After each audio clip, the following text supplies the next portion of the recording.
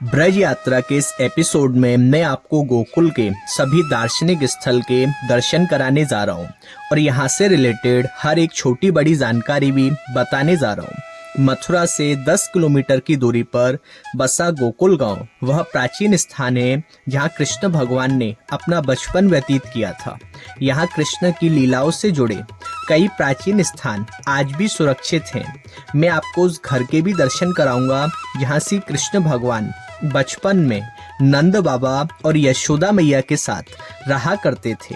तो चलिए याद करते हैं भगवान श्री कृष्ण जी के बचपन को और दर्शन करते हैं इन प्राचीन स्थानों के। शुरुआत करते हैं कृष्ण भगवान के घर से। इसे नंद किला श्री नंद भवन के नाम से जाना जाता है। यह वही स्थान है जहां कृष्ण भगवान नंद बाबा और यशोदा मैया के साथ रहा करते थे। यहाँ पर कृष्ण भगवान आज भी बाल स्वरूप में झूले में विराजमान हैं। यहाँ नंद बाबा के पूरे परिवार का दर्शन देखने को मिलता है। यह मंदिर यमुना किनारे ठाकुरानी घाट पर स्थित है। आज भी यहाँ दूर दूर से लोग आते हैं। यहाँ आने का बड़ा जो आनंद जो मिलता है, बड़ा जो लाभ जो मिलता है, वो कृष्ण भगवान के झूले का लाभ मिलता है। आप मथुरा वृंदावन सभी जगह जाना, सभी जगह आपको दर्शन देखने को मिलते हैं, लेकिन गोकुल में इतना दर्शन का लाभ नहीं होता है, इतना भगवान के झूले का लाभ होता है। आप गोकुल में आए और यहाँ आके भगवान को झूला नहीं झुलाया, यहाँ आने का कोई आनंद, कोई लाभ आपको प्राप्त नहीं हुआ।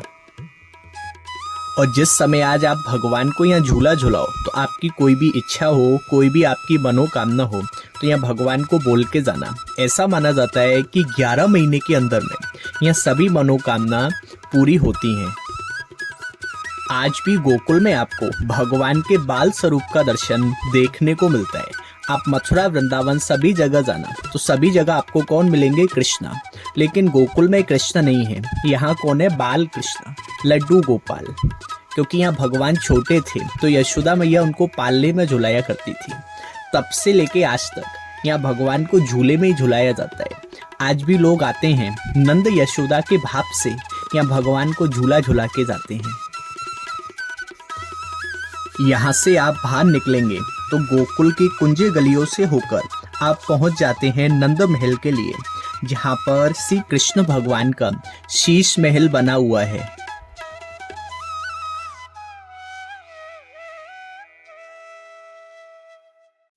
हुआ वो मथुरा में हुआ।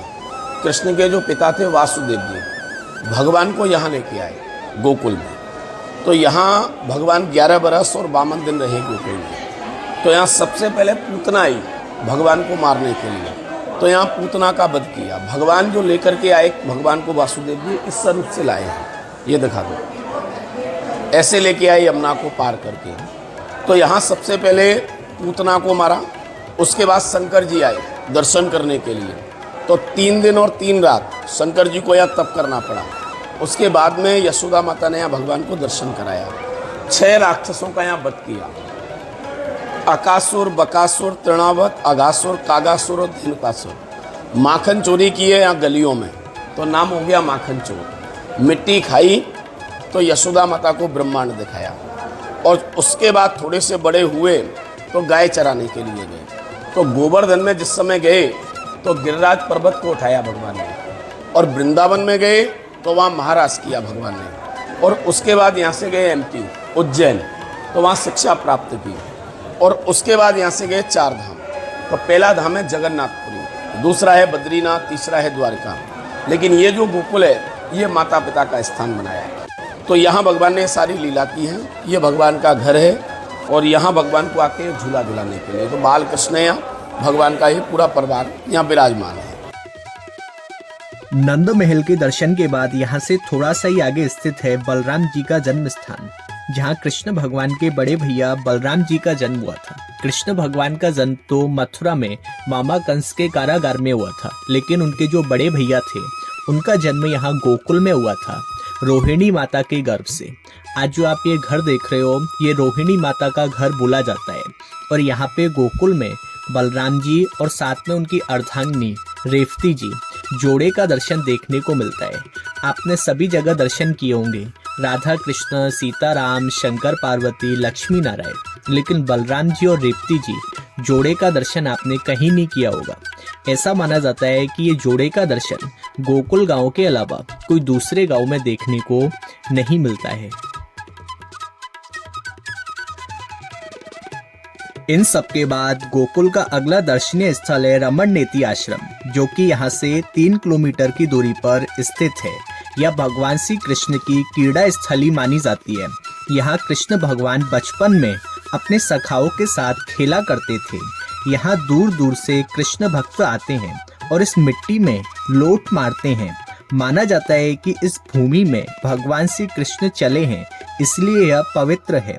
रमण नेति आश्रम काफी बड़े क्षेत्र में फैला हुआ है और यहाँ पर एक सुंदर सा राधा कृष्ण का मंदिर भी बना हुआ है, जिसे रमण बिहारी भगवान के नाम से जाना जाता है।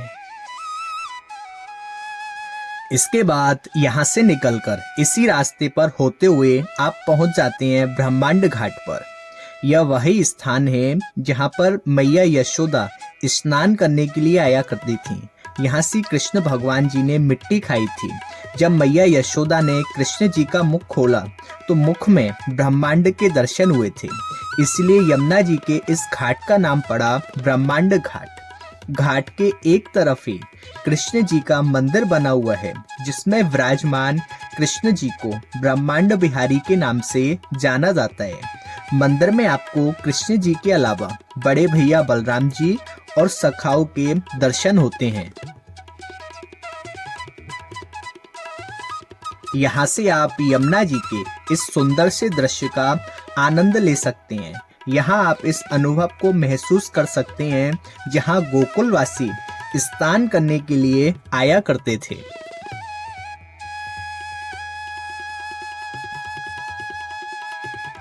ब्रह्मांड घाट से निकलकर आप थोड़ा सा ही आगे आप पहुंच जाते हैं चिंताहरण महादेव जी के दर्शन के लिए। महादेव जी का यह मंदिर माता यशोदा और भगवान शिव के प्रसंग से संबंध रखता है। इस मंदिर के विषय में कहा जाता है, जब महादेव कृष्ण भगवान के बाल स्वरूप के दर्शन करने के लिए गोकुल आए थे तो यशोदा मैया ने उनकी वेशभूषा देखकर कृष्ण जी के दर्शन नहीं कराए थे। यशोदा मैया बोली, मेरा लाला छोटा है, आपको देखकर डर जाएगा, मैं तुमको अपने लाला का दर्शन नहीं कराऊंगी। तब महादेव ने यमुना किनारे बैठकर इसी स्थान पर तपस्या की थी। यहाँ विराजमान महादेव जी को चिंताहरण महादेव के नाम से जाना जाता है। यहाँ उपस्थित शिवलिंग के चारों ओर 1108 शिवलिंग उभरे हुए हैं। कहते हैं कि पूरी दुनिया में ऐसा शिवलिंग नहीं है। यहाँ शिवलिंग के ऊपर 1 लोटा जल चढ़ाने से 1108 शिवलिंग पर जल चढ़ाने का फल प्राप्त होता है।